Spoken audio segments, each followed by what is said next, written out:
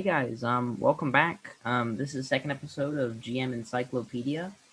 Make sure if you like the content today, make sure to subscribe and hit the thumbs up.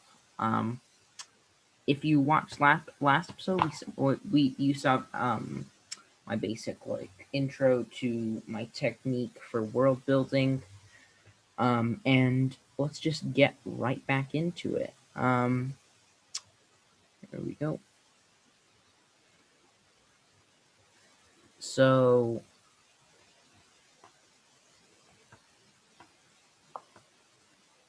last time we were working on this setting Ocker.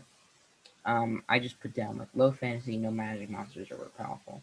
Um, um, you, if you're if you're working along with me on this, um, you fill out more elaborating bullet points under these bullet points, like I explained last episode. If you haven't watched last episode, go back and watch that.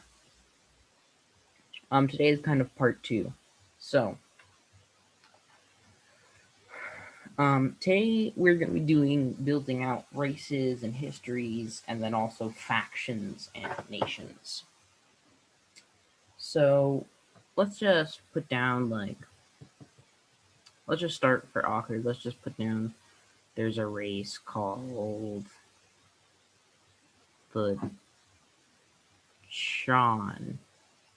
Okay, the Chuan. I don't know. Just making this up. But so what I like for doing races, I like kind of explaining. I'm obviously not gonna write a whole paragraph on an episode, but I kind of like doing the basic history, how it relates to your overarching history of the whole world. Um, so if we said that Ocker um, is kind of a post-apocalyptic, there's a giant meteor or something that damaged the whole world and destroyed all the cities, and now people are growing back from the devastation. For each race, I would put down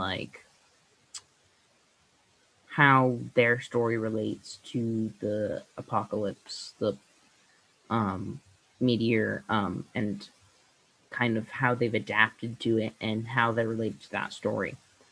Also, any relationships they have with another race or another nation. I also think it's pretty cool. We'll get a bit more into cultures next week, but I think it's pretty cool to think about fashion and the culinary arts and stuff that how it's different for each race or nation. For the Chuan, let's just put they are one of the only races to survive the meteor. Obviously, if I was actually trying to make a world, I would probably write a bit more than this. But this is just kind of a demonstration. I also kind of like doing a kind of little just side note appearance. This is especially good if you are making your own races, like non-human races and stuff. You kind of want to explain what they look like.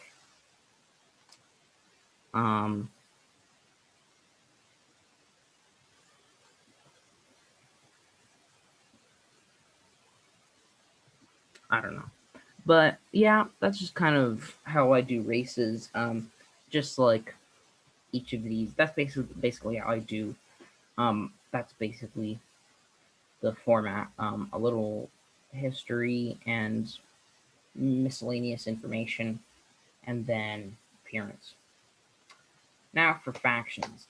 Usually when I'm writing, I refer to factions and nations as a different thing, but some people might think that's just the same thing. But so I usually think of a faction just like an organized group of people, or and a nation, just organized group of people that owns like a land and a kingdom and is recognized as a kingdom or a government. Um,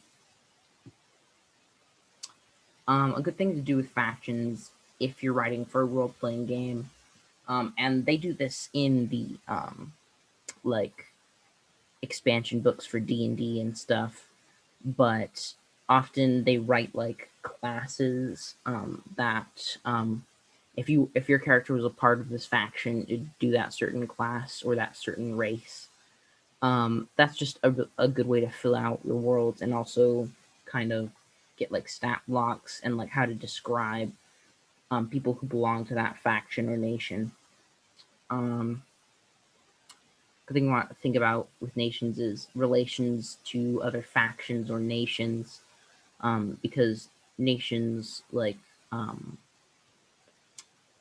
operate through their relationships with other factions. Um, it's good to probably leave like, um, and we can also cover in this episode. We're also going to cover in this episode like map making and stuff. I do not have an example, but I can kind of explain the process for those two. So I usually, when I'm making a map, um, again, to make a super realistic, immersive map is really hard because if you look at maps, in like real maps of the world, it's not just like city, a couple villages, city. It's like city, villages, like towns. Usually what I do, I fill out like super important cities, like capital cities of nations, or like cities super important to the story of my campaign or something. And then I leave a lot of blank space for just villages that the characters can come across that I can just kind of make up on the fly. Um, that way, it leaves you more time to make your map look cool, and then more flexibility when your characters are traveling around and stuff. It's a good idea to give like each faction like a home or a headquarters or something, especially like criminal organizations. Those are always fun. Um, for let's just circle back over to races. Um, a lot of times, when I write campaigns for like D&D and stuff, they give you there's tons of races in D&D and all other um, RPGs. Um, um, but like, and they give you like basic lore for each.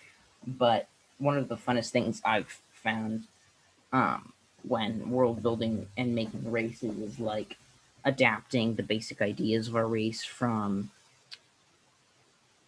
D&D, from the D&D handbook or something, and adapting it to like my own story. So like, I'll just give you an example. If you know D&D races, it's it'd probably make more sense. And if you don't, I'll try to explain it. So in D&D, there's this race called a Kenku. A Kenku is like a bird crow person that can't fly. There's also an Arakakra, which is a bird person that can fly, and Kenku are kind of different in that they can like fly and mimic, and are usually like, shorter and stuff. So it doesn't say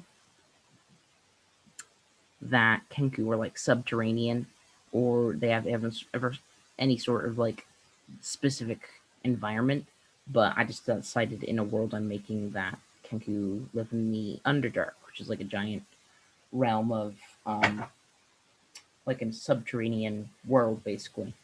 Um, yeah, and it's just like it's really cool and really fun to adapt the ideas that rulebooks give you and kind of adapt it to your own story. Um, Other than that, I think we can do a slightly shorter episode this time.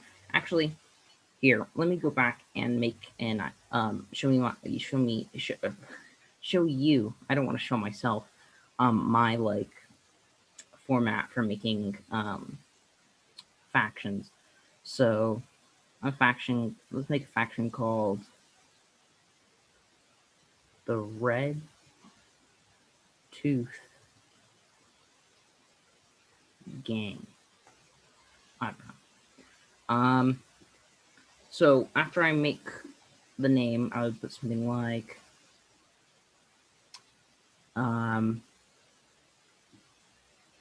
just like a description or like what they try to do. So I'm just gonna say like Thieves Guild. Again, I would usually put more if I was actually writing something, but this is just kind of for example. Then after that, I would put like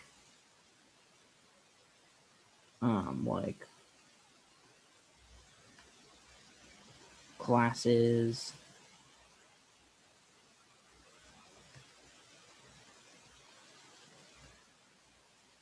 And just put like, again, I'm just like going off of like D&D rogue. Of course, none of this stuff has to be specific to D&D. You can always just fill in your own like class or race depending on what RPG you're playing with. And then I usually put important people. I should go over that. I usually put like usually leader or like just a higher up, because that way if your characters ever want to find the leader of a faction but you don't have anything planned for that, you at least have a name and maybe even a basic idea of what the character's like, so you can kind of figure out how they would find it. So I'm just gonna put it Malik. I don't know who that. I don't know who that is, but yeah. So that's kind of my format for factions. So after this episode, we'll have one more episode of world building for GM Encyclopedia, and then I think after that I'm going to do a challenge, my first challenge, which I'll explain more. Again, it's the one thing I that's like a main idea of my podcast, and I felt like I haven't explained it good enough. But my first challenge will be the week after next week, whenever this comes out, 2 weeks. So I hope you. Well, first of all, you have to subscribe, and maybe even like if you like this video. But subscribe so you know when those are coming out. Yeah. Like and subscribe. Algorithm. I mean, other than that, here we go. Other than that, I think we're done here. So if you have any questions, please type. Please feel free to type down in the comment section below. If you have any challenges, please feel free to type it out. And if you have any more questions about world building or building races or histories and factions and nations, just comment. Okay, well, I think that's just about it for today, so I'll see you next week.